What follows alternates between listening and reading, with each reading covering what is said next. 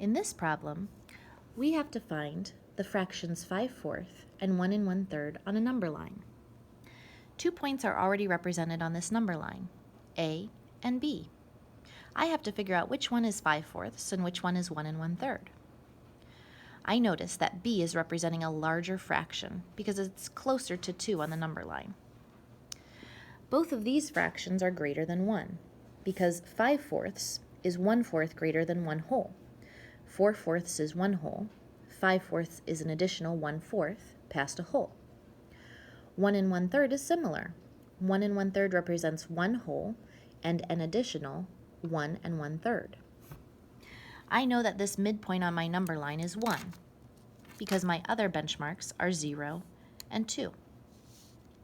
If this is 1, I see that A is a distance past 1 and B is a distance past 1.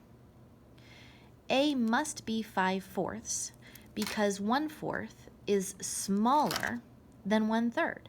Therefore, it's a smaller distance past 1 whole. B must represent 1 1/3 because 1/3 is larger than 1/4.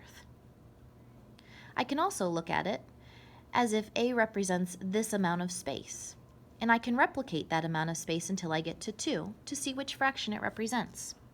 So if I count 1, I hop again 2, the same distance, 3, the same distance, 4. I can see that A represents fourths.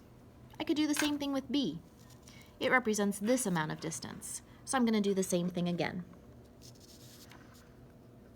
2 and 3. I can fit that in 3 times, so B again must represent thirds. I explain my thinking in writing below. A is 5/4 because it is 1/4 greater than 1 whole, and this is less than 1/3 greater than 1 whole.